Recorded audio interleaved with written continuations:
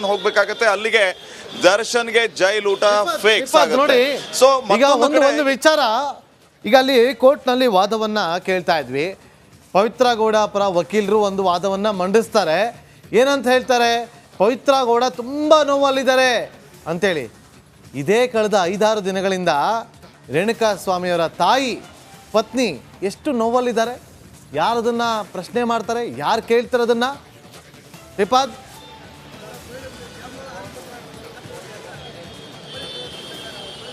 Absolutely Nagendra Babu, ನಿಜಕ್ಕೂ ಈ ಪ್ರಶ್ನೆಯನ್ನ ಇಡೀ ರಾಜ್ಯ ಇವತ್ತು ಕೇಳ್ತಾ ಇದೆ. ಯಾರಿಗೆ ನೋವಾಗಿದೆ, ಯಾರಿಗೆ ದುಃಖ ಆಗಿದೆ, ವಿಚಾರಣೆಯಿಂದ ಯಾರಿಗೆ ಸಮಸ್ಯೆ ಆಗ್ತಾ ಇದೆ, ಇದಕ್ಕೆ ಎಷ್ಟರ ಮಟ್ಟಿಗೆ ಮಾನ್ಯ ಕೊಡಬೇಕು ಅನ್ನುವಂಥದ್ದನ್ನ ಕೋರ್ಟ್ ಬಹಳ ಸೂಕ್ಷ್ಮವಾಗಿ ಗಮನಿಸುತ್ತೆ. ಈ ಹಿಂದೆಯೂ ಕೂಡ ಹಲವು ಕೇಸ್ಗಳನ್ನು ನಾವು ಗಮನಿಸಿದ್ದೀವಿ. ಈಗ ಪಶ್ಚಾತ್ತಾಪ ಪಟ್ಟರೆ, ಈಗ ಕಣ್ಣೀರು ಹಾಕಿದ್ರೆ, ತಪ್ಪಿನ ಅರಿವಾದ್ರೆ ಏನು ಬಂತು ಪ್ರಯೋಜನ? ಯಾವ ಸಮಯದಲ್ಲಿ ಸೂಕ್ತ ಸಂದರ್ಭದಲ್ಲಿ ಎಚ್ಚೆತ್ಕೊಂಡಿದ್ರೆ ಇಂಥ ಪರಿಸ್ಥಿತಿ ಬಂದು ಒದಗ್ತಿತ್ತ ಅನ್ನುವಂಥ ಪ್ರಶ್ನೆಯನ್ನ ಎಷ್ಟೋ ಸಾರಿ ಜಡ್ಜ್ಗಳು ಆರೋಪಿಗಳನ್ನ ಪ್ರಶ್ನೆ ಮಾಡಿದ್ದಿದೆ. ಈ ಹಿಂದೆಯೂ ಕೂಡ ಇದೇ ಪ್ರಜ್ವಲ್ ರೇವಣ್ಣ ವಿಚಾರವಾಗಿ ರೇವಣ್ಣ ಅವ್ರನ್ನ ವಿಚಾರಣೆಗೆ ಒಳಪಡಿಸಿದಾಗ ಅಥವಾ ಇತ್ಯಾದಿ ಕೇಸ್ಗಳಲ್ಲಿಯೂ ಕೂಡ ಅವ್ರು ಕಣ್ಣೀರು ಹಾಕಿದಂಥ ಟೈಮ್ನಲ್ಲಿ ನಿಮ್ಮ ಕಣ್ಣೀರಿಗೆ ಈಗ ಬೆಲೆ ಇದೆಯಾ ಅಥವಾ ಈಗ ನೀವು ಕಣ್ಣೀರು ಹಾಕಿದ್ರೆ ಪ್ರಯೋಜನ ಇದೆಯಾ ಅನ್ನೋಂಥ ಪ್ರಶ್ನೆಯನ್ನ ಮಾಡಿದ್ದಾರೆ. ಸೊ ಈಗ ರೇಣುಕಾಸ್ವಾಮಿ ವಿಚಾರದಲ್ಲಿಯೂ ಕೂಡ ಯಾವ ರೀತಿ ಇವರು ಚಿತ್ರದುರ್ಗದಿಂದ ಕಿಡ್ನ್ಯಾಪ್ ಮಾಡಿದ್ರು, ಆತನನ್ನ ಹಿಂಸೆ ಕೊಟ್ಟು ಹೀನಾಯವಾಗಿ ಶೆಡ್ನಲ್ಲಿ ಹೊಡೆದ್ರು, ಸಾಯಿಸಿದ್ರು ಅನ್ನುವಂಥ ಚರ್ಚೆಗಳು ಆಗ್ತಾ ಇರುವಾಗ ಈಗ ಪವಿತ್ರ ಗೌಡಗೆ ಬಹಳ ದುಃಖ. ಮತ್ತೆ ನಿಮ್ಮನ್ನ ಸಂಪರ್ಕ ಮಾಡ್ತೀನಿ. ಮತ್ತೊಂದು ಬ್ರೇಕಿಂಗ್ ಅಪ್ಡೇಟ್ ಈಗ ಲಭ್ಯವಾಗ್ತಾ ಇದೆ. ಪರಪ್ಪನ ಅಗ್ರಹಾರವೋ ಅಥವಾ ಅನ್ನಪೂರ್ಣೇಶ್ವರಿ ನಗರ ಪೊಲೀಸ್ ಠಾಣೆಗೂ ಪೊಲೀಸ್ ಕಸ್ಟಡಿ ಆದ್ರೆ ಮತ್ತೆ ಡ್ರಿಲ್ ಫಿಕ್ಸ್ ಆಗುತ್ತೆ. ಮತ್ತಷ್ಟು ವಿಚಾರಣೆ, ನೆಕ್ಸ್ಟ್ ಲೆವೆಲ್ ವಿಚಾರಣೆ ನಡೆಸ್ತಾರೆ. 16 ಜನ ಆರೋಪಿ. ನಡಿ ಈಗ ಶುರು ಮಾಡೋಣ. ಕೇಸರಿಯಿಂದ ಮನೋಲ್ಲಾಸ ಮನಸ್ಸು ಮತ್ತೇರಿ ಕುಣಿದಾಡಿದೆ ನೋಡು, ಮನಸ್ಸು ಮತ್ತೇರಿ ಕುಣಿದಾಡಿದೆ ನೋಡು.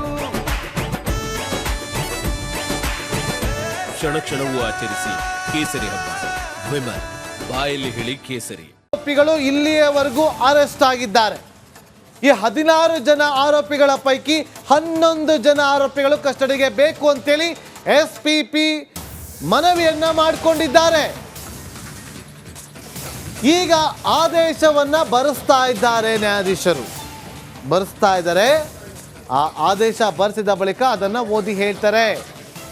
ಆ ಮೂಲಕ ದರ್ಶನ್ ಅಂಡ್ ಗ್ಯಾಂಗ್ ನಲ್ಲಿ ಎಷ್ಟು ಜನ ಕಸ್ಟಡಿಗೆ ಹೋಗ್ತಾರೆ, ಎಷ್ಟು ಜನ ಜೈಲಿಗೆ ಹೋಗ್ತಾರೆ, ಪರಪ್ಪನ ಅಗ್ರಹಾರ ಕೇಂದ್ರ ಕಾರಾಗೃಹಕ್ಕೆ ಎಷ್ಟು ಜನ ಹೋಗ್ತಾರೆ ಅನ್ನೋದು ಕೂಡ ಇನ್ನೇನು ಕೆಲವೇ ಕ್ಷಣಗಳಲ್ಲಿ ಗೊತ್ತಾಗುತ್ತೆ.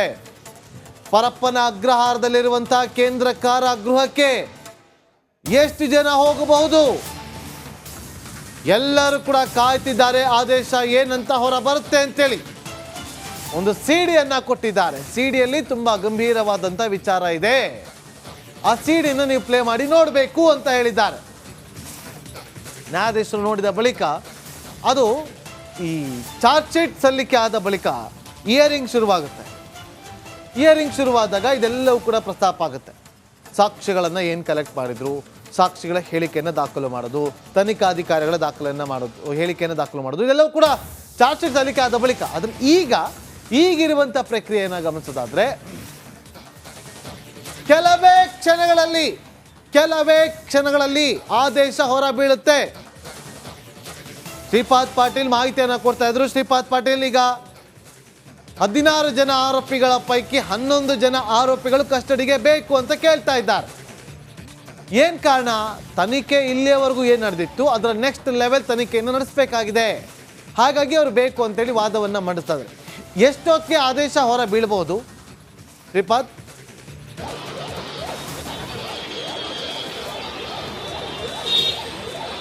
ನಾಗೇಂದ್ರ ಬಾಬು, ನಾವು ಈ ಕೇಸನ್ನ ಮೊದಲಿನಿಂದನೂ ಕೂಡ ಗಮನಿಸ್ತಾ ಬಂದ್ರೆ ಎಲ್ಲ ಆರೋಪಿಗಳನ್ನ ಪ್ರತ್ಯೇಕವಾಗಿ ವಿಚಾರಣೆಗೆ ಒಳಪಡಿಸುವಂತಹ ಕೆಲಸ ಆಯಿತು. ತದನಂತರ ಮೊನ್ನೆಯಿಂದ ಅಸಲಿ ವಿಚಾರಣೆ ಆರಂಭ ಆಗಿದೆ. ಅರ್ಥಾತ್ ಎಲ್ಲ ಆರೋಪಿಗಳನ್ನ ಮುಖಾಮುಖಿ ಕೂರಿಸಿ ವಿಚಾರಣೆಗೆ ಒಳಪಡಿಸುವಂತಹ ಕೆಲಸ ಆಯಿತು. ವ್ಯಕ್ತಿಗತವಾಗಿ ವೈಯಕ್ತಿಕವಾಗಿ ಇವರನ್ನ ವಿಚಾರಣೆಗೆ ಒಳಪಡಿಸಿದಂತಹ ಸಂದರ್ಭದಲ್ಲಿ ಕೊಟ್ಟಂತಹ ಹೇಳಿಕೆಗೂ ಸಾಮೂಹಿಕವಾಗಿ ಅಂದ್ರೆ ಎಲ್ಲ ಆರೋಪಿಗಳನ್ನ ಮುಖಾಮುಖಿಯಾಗಿ ಕೂರಿಸಿ ಕೇಳಿದಂತಹ ಪ್ರಶ್ನೆಗಳಿಗೆ ಕೊಟ್ಟಂತಹ ಹೇಳಿಕೆಗಳಲ್ಲಿ ಸಾಮ್ಯತೆ ಇದೆಯಾ ಅನ್ನುವಂಥದ್ದನ್ನ ಈಗ ರಿಪೋರ್ಟ್ ಮಾಡ್ತಾರೆ. ತದನಂತರ ಸಾಮ್ಯತೆ ಕಂಡು ಬಂದಲ್ಲಿ ಅಥವಾ ಕಂಡು ಬರದೇ ಇದ್ದಲ್ಲಿ ಹೆಚ್ಚಿನ ವಿಚಾರಣೆಯ ಅಗತ್ಯ ಇರುತ್ತೆ. ಹೀಗಾಗಿ ಹೆಚ್ಚಿನ ವಿಚಾರಣೆಯ ಅಗತ್ಯ ಇದೆ ಅಂತಂದ್ರೆ ಆಟೋಮೆಟಿಕ್ಲಿ ಕಸ್ಟಡಿಗೆ ಕೇಳುವಂತಹ ಕೆಲಸ ಆಗುತ್ತೆ. ಹೀಗಾಗಿ ಈ ಕೆಲವು ಆರೋಪಿಗಳನ್ನ ಕಸ್ಟಡಿಗೆ ಕೇಳುವಂತಹ ಕೆಲಸ ಆಗ್ತಾ ಇದೆ. ಇದೇ ವಿಚಾರವನ್ನ ಮುಂದೆ ಇಟ್ಕೊಂಡು SPP ಈಗಾಗಲೇ ವಾದ ಮಂಡನೆಯನ್ನ ಮಾಡ್ತಾ ಇರೋಂಥದ್ದನ್ನ ನಾವು ಗಮನಿಸ್ತಾ ಇದ್ದೀವಿ. ಇನ್ನಷ್ಟು ದಿನಗಳ ಕಾಲ ಇವರ ಕಸ್ಟಡಿ ಅಗತ್ಯ ಇದೆ, ಹೆಚ್ಚಿನ ವಿಚಾರಣೆಗೆ ಒಳಪಡಿಸುವಂತಹ ಅಗತ್ಯ ಇದೆ ಅಂತ ಹೇಳಿ. ಯಾಕಂದ್ರೆ ತನಿಖೆಗೆ ಕೆಲವರು ಸಹಕರಿಸ್ತಾ ಇಲ್ಲ ಅನ್ನುವಂತಹ ವಿಚಾರ ಒಂದು ಕಡೆ ಆದ್ರೆ, ಕೇಳಿದಂತಹ ಪ್ರಶ್ನೆಗಳಿಗೆ ನ್ಯೂಟ್ರಲ್ ಆನ್ಸರ್ ಕೊಡುವಂತಹ ಕೆಲಸ ಈಗ ಕೆಲವು ಆರೋಪಿಗಳಿಂದ ಆಗ್ತಾ ಇದೆ. ಯಾಕಂದ್ರೆ ಈಗಲೂ ಕೂಡ ಕೆಲವು ಆರೋಪಿಗಳಿಗೆ ದರ್ಶನ್ ಬಗ್ಗೆ ಏನಾದರೂ ಹೇಳಿಬಿಟ್ರೆ ಅನ್ನುವಂತಹ ಭಯ ಕಾಡ್ತಾ ಇದೆ ಅನ್ನುವಂತಹ ಸೂಕ್ಷ್ಮ ಮಾಹಿತಿಗಳು ಗೊತ್ತಾಗ್ತಾ ಇದೆ. ಆಲ್ರೆಡಿ ಸಿಕ್ಕಾಕೊಂಡಿದ್ದಾರೆ. ಯಾವ ಕಾರಣಕ್ಕಾಗಿ ಈ ಘಟನೆ ಆಯಿತು, ಯಾರಿಂದ ಆಯಿತು ಅನ್ನೋದು ಜಾಹೀರಾಗಿದೆ. ಆದಾಗ್ಯೂ ಕೂಡ ಕೆಲವು ಆರೋಪಿಗಳು ಕೇಳಿದಂತಹ ಪ್ರಶ್ನೆಗಳಿಗೆ ಸೂಕ್ತವಾದಂತಹ ಉತ್ತರ ಕೊಡ್ತಾ ಇಲ್ಲ ಅಥವಾ ನಿರೀಕ್ಷಿತವಾದಂತಹ ಉತ್ತರ ಕೊಡ್ತಾ ಇಲ್ಲ, ಹಾರಿಕೆಯ ಉತ್ತರವನ್ನ ಕೊಡ್ತಾ ಇದ್ದಾರೆ ಅಂತ ತನಿಖಾಧಿಕಾರಿಗಳಿಗೆ ಅನಿಸ್ತಾ ಇದೆ.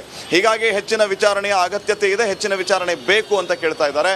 ಮತ್ತೊಂದು ಕಡೆ ತಾವೀಗಾಗಲೇ ಗಮನಿಸ್ತಾ ಇದ್ದೀರಿ, ದರ್ಶನ್ ಪರ ವಕೀಲರು ಅವರ ದಾಟಿಯಲ್ಲಿ ವಾದ ಮಂಡನೆಯನ್ನು ಮಾಡ್ತಾ ಇದ್ರು.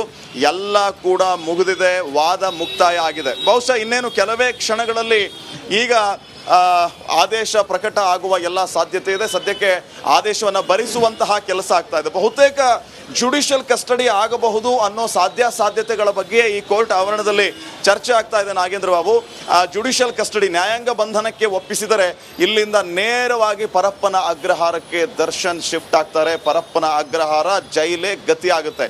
ಸೊ ಸದ್ಯಕ್ಕೆ ಜುಡಿಷಿಯಲ್ ಕಸ್ಟಡಿಯ ಬಗ್ಗೆ ಹೆಚ್ಚಿನ ಚರ್ಚೆಗಳಾಗ್ತಾ ಇದೆ. ಅದೇ ಸಾಧ್ಯತೆಯ ಬಗ್ಗೆ ಇಲ್ಲಿ ಲಕ್ಷಣಗಳು ಗೋಚರಿಸ್ತಾ ಇವೆ. ನಾಗೇಂದ್ರ ಬಾಬು. ಎಸ್ ಶ್ರೀಪಾದ್, ಒಂದೊಮ್ಮೆ ಆ ಕೋರ್ಟ್ ಆವರಣದ ಹೊರಭಾಗದಲ್ಲಿ ಹೇಗಿದೆ ಅಂತೇಳಿ ದೃಶ್ಯಾವಳಿಗಳನ್ನು ತೋರಿಸ್ತಾ ವಿವರಿಸ್ಬೋದಾ?